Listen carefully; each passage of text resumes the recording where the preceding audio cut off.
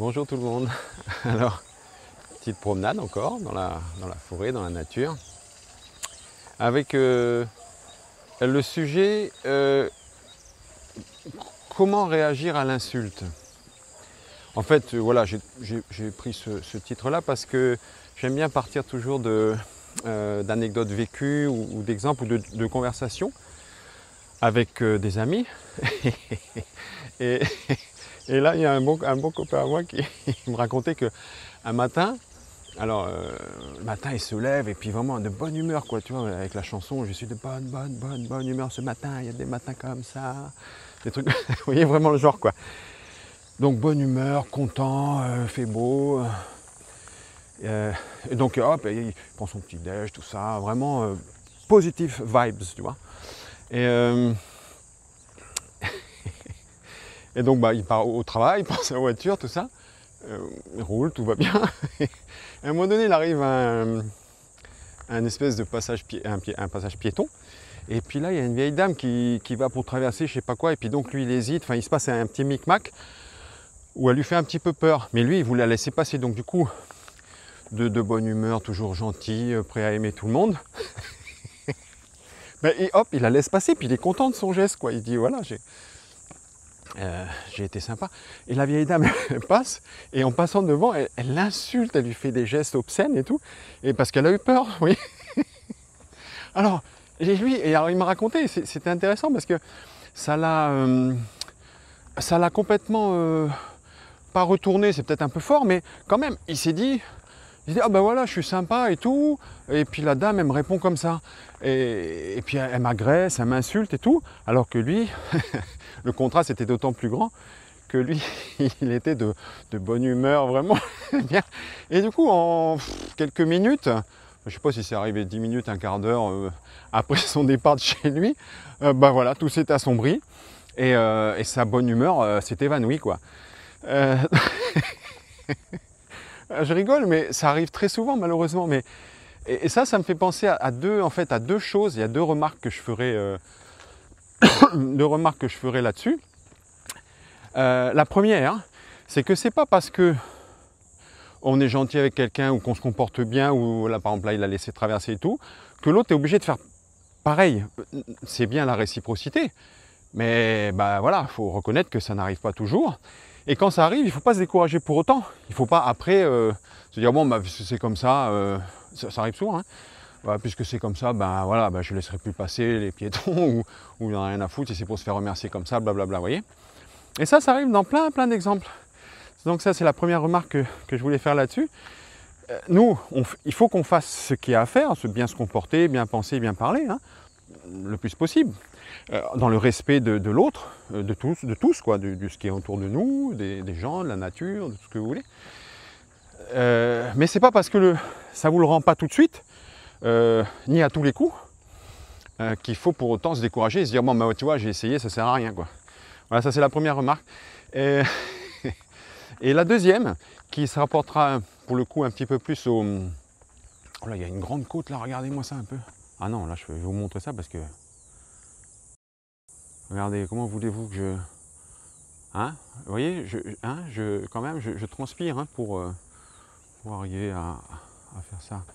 Là, c'est beau, hein, l'endroit où on est, mais... Oula. Mais là, c'est une belle côte, là, quand même. Ouh là là. Bon, allez, j'attaque. Mais si je suis un peu essoufflé, vous me pardonnerez. Donc, alors oui, je disais, la deuxième remarque que je ferai sur cette petite exemple là, de vécu de mon ami, là, c'est que, et ça rejoint le stoïcisme, comme je disais, c'est que cette vieille dame, elle a fait son truc, elle a été agressive, elle a insulté, etc. Bon, mais c'est son problème, en fait. Et c'est dommage de se faire envahir comme ça par quelque chose qui ne nous appartient pas. Parce qu'il faut bien reconnaître que ça ne dépend pas de nous, bien sûr, ça c'est le principe stoïcien, hein. Ça ne dépend pas de nous que cette dame réagisse comme ça. Ce qui dépend de nous, c'est comment on va recevoir l'insulte. Et d'où le titre un peu de cette vidéo, comment réagir face à l'insulte, quoi. Et en fait, ça revient un peu toujours à la même chose, c'est-à-dire garder toujours à l'esprit ce qui dépend de nous, ce qui ne dépend pas de nous. Ça ne dépend pas de nous que cette dame réagisse comme ça. Elle aurait pu bien réagir, mal réagir, moyennement, neutre, de façon neutre. Peu, peu importe. Peu importe en fait, parce qu'elle fait comme elle veut, quoi. C'est ça la liberté. Chacun est libre de réagir comme il veut. Après, c'est son problème. Notre problème à nous, c'est de gérer ce qu'on vient de recevoir, qui est quand même bien sûr désagréable, on est d'accord. Mais ce n'est pas une raison. C'est pas parce que c'est désagréable. Alors, au premier coup, on a le choc, de l'insulte, de la surprise, de se dire moi j'étais sympa et, et elle m'a envoyé valser. Bon, ça se comprend. Oui, passer ce premier choc de l'émotion, qui est naturel, hein, c'est notre responsabilité, c'est notre devoir et c'est notre pouvoir. Et il n'y a que là qu'on peut agir sur qu'est-ce qu'on va faire de cette émotion qu'on a ressentie tout à fait naturellement de ça. Après, est-ce qu'on va la laisser rentrer trop loin en nous, dans la citadelle intérieure, hein, que Pierre Hadot décrit très bien, hein, quand il parle justement de cette discipline de l'assentiment, la discipline du jugement, hein, et il prend l'image de la citadelle intérieure, qui est une citadelle où votre principe directeur, votre lien avec le tout, on va dire, peut-être avec Dieu, suivant comment vous en êtes, cette citadelle intérieure, elle est impénétrable. Ça n'appartient qu'à vous et rien ne peut rentrer là-dedans, sauf si vous le laissez. Si vous laissez rentrer quoi que ce soit, du mauvais comme ça, des insultes et tout, vous avez perdu. Et ce n'est pas la faute de la personne en face, parce que la faute de la personne en face qui vous a contrarié, insulté ou fait du mal, eh bien, elle a fait son rôle, elle a joué son rôle d'empêcheur. Parce qu'on a toujours des adjuvants et des opposants dans toute quête. Quand vous regardez les quêtes des héros dans les films ou les histoires, les contes, il y a des gens qui aident et d'autres qui font obstacle, qui font barrage. Et ça, c'est dans la vie, c'est pas pour rien que les contes et légendes et tout... Oui, je commence à être essoufflé là. La côte, je vous dis, c'est quelque chose. Hein. Les contes et légendes sont si puissants et parlent vraiment au plus profond de nous-mêmes, quoi. Tous les archétypes en fait de l'humanité, hein, qui sont présentés là et qu'on vit tous les jours. Et ce qui est chouette, bon, moi je redescends. Hein. Ce qui est chouette, c'est justement d'être conscient de ces archétypes en œuvre, dans la vie de tous les jours, dans toutes nos petites choses, tout ce qu'on fait, toutes les petites choses, c'est là, quoi. Bon, là je digresse un petit peu, mais c'est bien toujours de voir le symbolisme et les archétypes et tout ce qui est en jeu, tous les principes qui sont au-dessus de nous.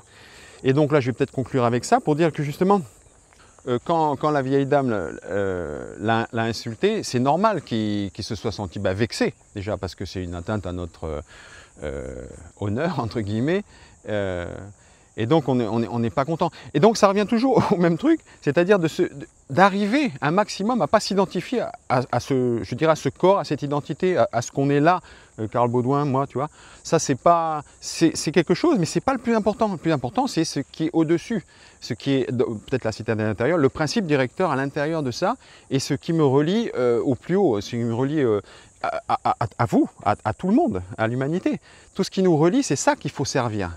Toujours le bien commun, hein, des stoïciens. Le bien commun, c'est ce qui compte le plus. Et si on arrive le plus possible à être, entre guillemets, branché là-dessus, plutôt que sur son ego, sur sa personnalité et tout, on peut plus facilement absorber les chocs vexants. Mais bon, attention, hein, moi je vous dis ça, mais des fois je peux être assez susceptible, mais il faut travailler là-dessus, quoi. Hein.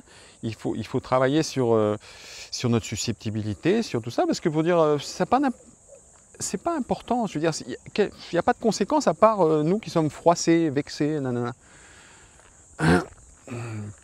Et pourquoi ça prend pas le truc là, tu vois? Voilà. Ah, c'est parce que je suis de Traviole, non? Bizarre, bon.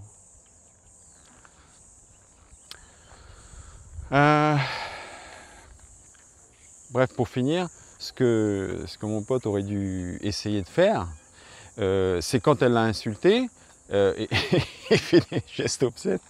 Moi, je me marre parce qu'il est gentil comme tout, et c'est vraiment quelqu'un. Enfin bref.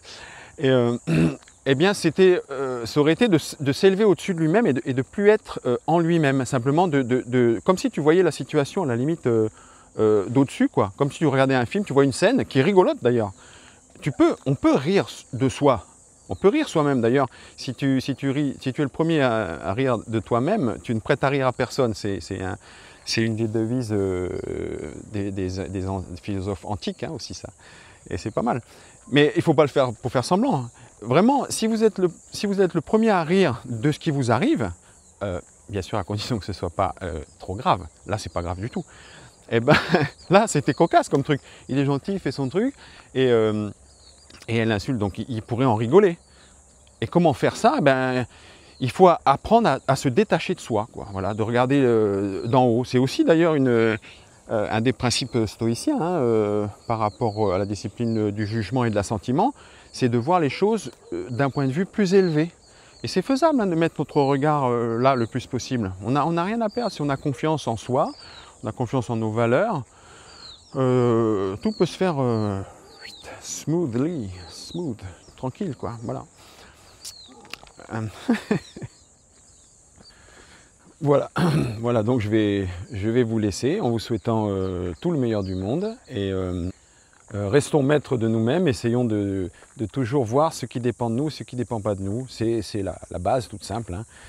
Et voilà, et je remercie mon ami de m'avoir fourni cette anecdote qui me fait toujours rire, mais qui est riche d'enseignements aussi, parce que de toutes les situations nous apportent des enseignements. C'est à nous d'en tirer, et puis plutôt que de perdre son temps, soit à se plaindre, soit accuser les autres, c'est encore pire. Là. Bien, allez, je vous dis au revoir, à bientôt, tata.